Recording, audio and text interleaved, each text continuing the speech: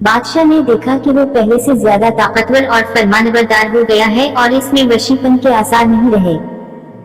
पुराने जमाने में कश्मीर का एक बादशाह था जो अदल व इंसाफ में मशहूर था। वो हाथियों की परवरिश और निगहदाश्त में बड़ी दिलचस्पी लेता था। इसके फैल खाने में 400 हाथी थे जिनकी देखभाल के लिए फैल बानों की एक बड़ी तादाद मौजूद थी।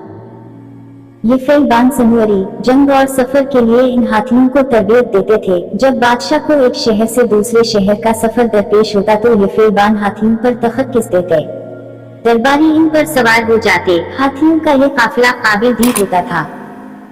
जब किसी जंग का सामना होता, जंगजू हाथियों के हमरा मैदान जंग का रुख करते और दुश्मनों को तबाह व बर्बाद कर देते। बादशाह हर रोज एक बार हाथियों का मुआयना करता, फिर बानों के काम पर इनकी हौसला अफजाई करता और कभी कभी अपने करीबी लोगों के हमरा शिकार या सेब के लिए हाथियों पर सवार होकर सहरा और जंगल की तरफ निकल जाता। जारी है। एक रोज बादशाह खास शिकारियों के एक गिरोह के साथ शिकार को रवाना हुआ। इन्होंने जंगल में एक कवि हैकल वशी हाथी को पकड़ने के जतन किए। ऐसा कवि हैकल हाथी जो अपने बड़े जिसे के साथ बादशाह के फैल खाने में तब तक नहीं देखा गया था। एक तनोमंद और हैबतनाक हाथी जिसके बर्फ की मानंद सफेद दो बड़े बड़े दांत थे, जो अपनी सोनत के साथ किसी भी गाय को हवा में उछाल सकता था और जो बिजली के कड़के की तरह चमगाता था, जो बिजली और चक्कर की तरह दौड़ता था और दूर से 4 संगीन सतूनों पर बने एक गणपति की तरह दिखाई देता था। वो जब अपने भारी भरकम कदमों के साथ चलता तो इसके पांव के तले की जमीन लरसती थी। वो एक टक्कर से किसी भी पुराने दरख्त को जड़ से उखाड़ फेंकता था और अपने एक हमले से तमाम हाथियों को खौफजदा करके भागने पर मजबूर कर देता था।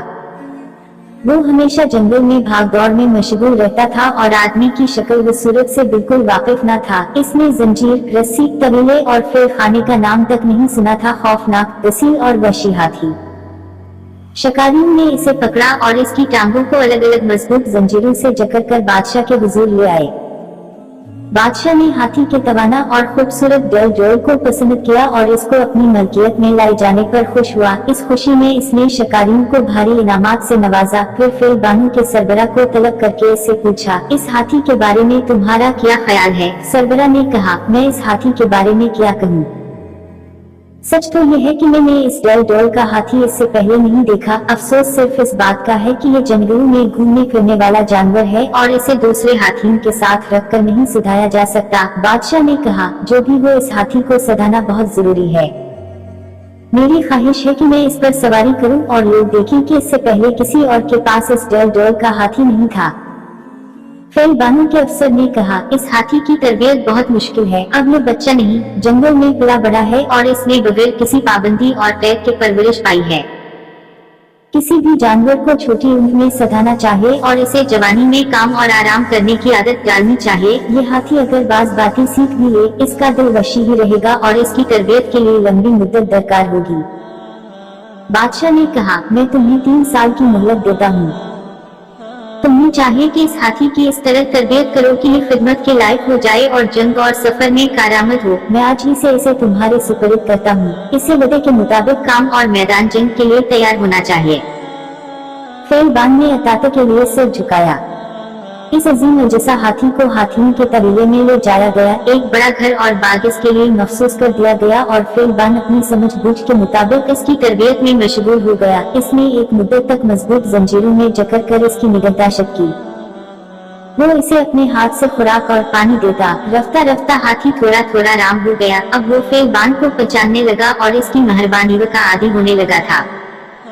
आहिस्ता आहिस्ता फैल बान हाथी को ये बात सिखाने में कामयाब हो गया कि वो दूसरे हाथियों के साथ किस तरह बैठे उठे, हुक्म देने पर किस तरह हरकत में आए और किस तरह रुक कहने पर रुक जाए। कभी कभी फैल बान इसकी पीठ पर सवार हो जाता और इसे जंगल में ले जाता और कभी एक लंबे अरसे तक इसे तबेले में बांधे रखता। बाज़ औक़ात इसे दूसरे हाथियों के साथ लड़ाता और कभी इसे इनके साथ बांध देता और जरूरी आदाब और आदतें सिखाता।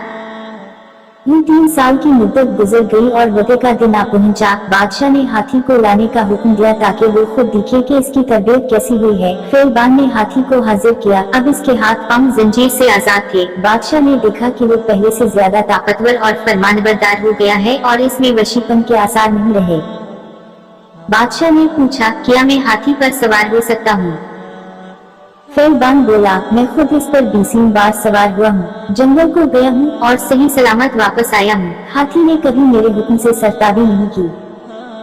बादशाह ने हुक्म दिया कि हाथी के नजदीक पायदान रख दिया जाए। बादशाह इस पर पाँव रखकर हाथी पर सवार हो गया। फिरबान भी एक अलग हाथी पर सवार होकर बादशाह के हमरा हुआ। सफर शुरू हुआ और इन्हें महसूस हुआ कि हाथी आराम आराम से आगे बढ़ रहा है और हुक्म बजा ला रहा है। मजीद अखलाकी कहानियाँ।